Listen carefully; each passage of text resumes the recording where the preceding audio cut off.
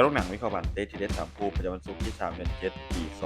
2026สำหรับลูกค้าท่านไหนที่อยากได้ของรางวัลหรือโบนัสกิจกรรมของบานโลกสามารถทักหาแอดมินเพื่อรับสิทธิ์นั้นได้ฟรี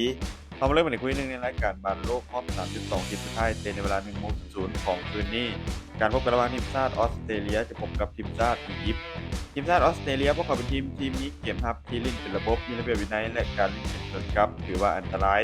ส่วนทีมชาติอียิปต์พวกเขาเป็นทีมที่มีเกมรับเหนียวแน่นแต่เป็นจังหวะการเล่นเกมโต้กลับเป็นหลัก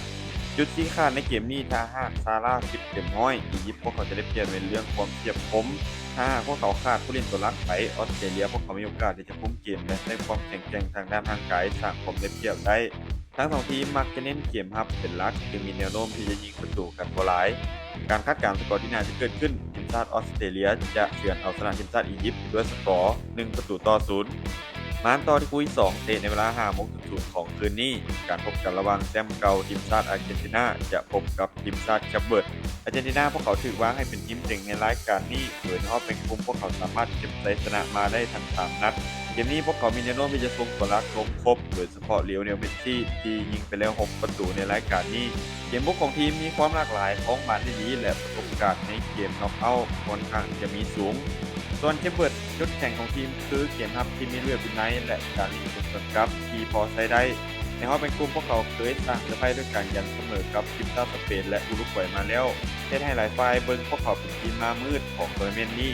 แต่ภาพรวมทีมชาติอาร์เจนตินาพวกเขายังคงอยู่ดีกว่ายังชัดเจนมีโอกาสค่อนข้างสูงที่จะเก็บชัยชนะไปได้ถ้าหากพวกเขาสามารถยิงประตูแรกชนะได้ไว้เก็บจะเปิดและมีโอกาสจะบวกประตูเพิ่มได้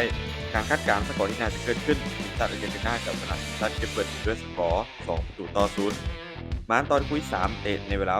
8:30 ของช่วงเช้าการพบกันระหว่างทีมชาติโคลอมเบียจะพบกับทีมชาติกานาทีมชาติโคลอมเบียพวกเขามีฟอร์มการเล่นโดยรวมที่ค่อนข้างแข็งแกร่งจะทำให้ทีมเสียประตูน้อยและมีเกมสกัดที่อันตรายแดนกลางของทีมมักจะคุมจังหวะได้ดีและเกมบุกมีความหลากหลาย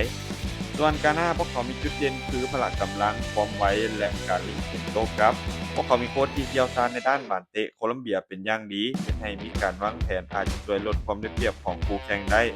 จุดสีขาดในเกมนี้โคลอมเบียพวกเขาเหนือกว่าในเรื่องการโค้งบาลและคุณภาพผู้เล่นโดยรวมส่วนกานาพวกเขาน่าจะใส่การเล่นเกมรับที่เหนียวแน่นแล้วจังหวะการเล่นเกมโต้กลับหากโคลอมเบียพวกเขาสามารถยิงประตูแรกขึ้นนำได้ไว้เกมจะเข้าทางและมีโอกาสจะปิดเกมได้ง่าย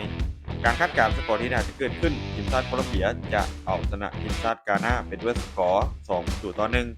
สุดท้ายนี้ถ้าทุกคนสนใจแนวทางดีๆแบบนี้อย่าลืมกดไลค์กดแชร์ออกไปเพื่อเป็นแนวทางเพิ่มเติมและใครสนใจอยากลงทุนสามารถกดลิงก์ผ่านหน้าช่องได้เลยเด้อ